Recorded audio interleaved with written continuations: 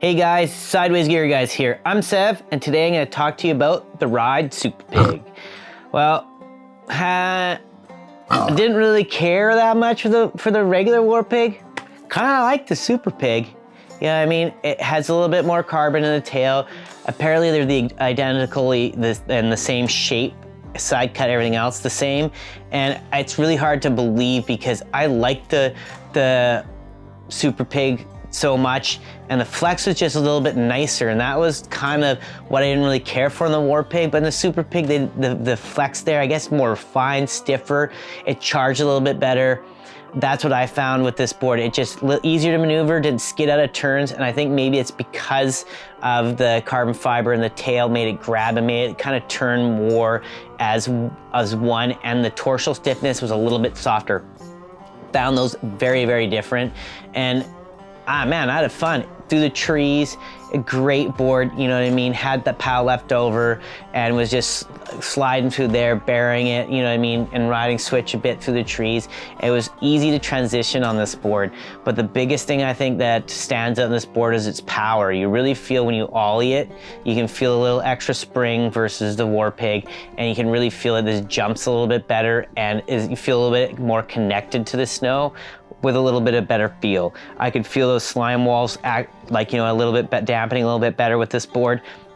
I'm not sure why that is, but I felt that the Warpig didn't have these attributes for some characteristic reason. Maybe it's my style of riding.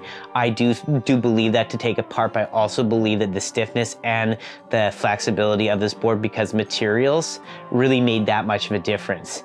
And you know what I mean? I like this board quite a bit. And once you load it up off a side hit and go for it, it was easier to land, you know what I mean? It held me up a little bit nicer, and it was a really well looked after board, I think, in terms of flex.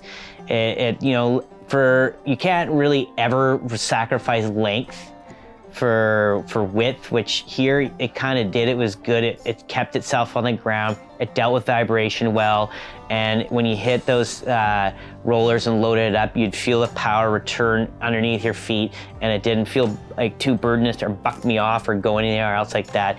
And it really decently controlled itself and went through and carved really nicely. And it carved a bunch better than the Warpig. And the reason why I believe that is because it has a stiffer contact points there.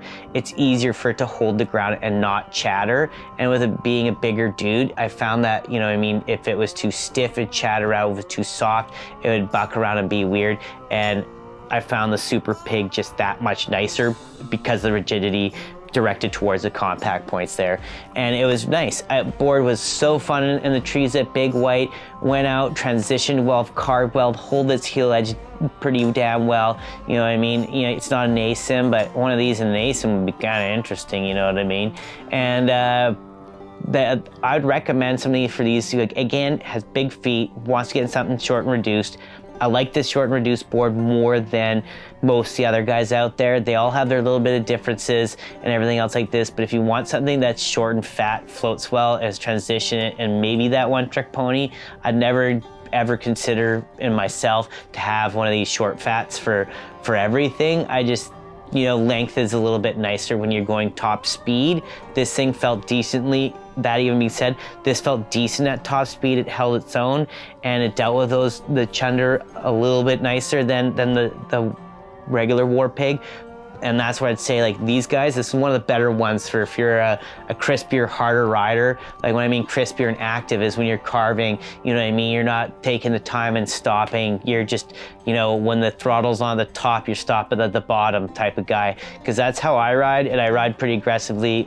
I like it, and this is why I like these type of boards. And you know what I mean, I can see somebody liking the Warpig because of big feet, everything else like that, and you want something to plow a little bit more, that's your guy. If you want something a little bit more active, better flex, a little bit more refined flex, what you pay for a little bit, the SuperPig's your pony, you know what I mean? Or is it your squealer?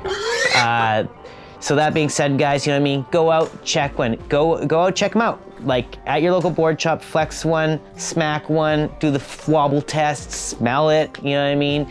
And you know, go with what your instinct tells you. But if you're a guy who likes to go quick and likes a bit of an edgier board, the SuperPig. I'm not the only person who said this. I talked to other guys in the industry, and a lot of them said the same thing. You know what I mean? And some guys have discovered that by riding all the pigs.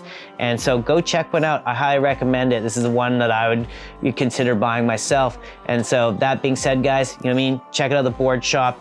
If you can't find it there, add the link down low. You know what I mean? Save your bucks, save your dineros, get on the hill. And until next time, guys, Sideways Gear guys, out.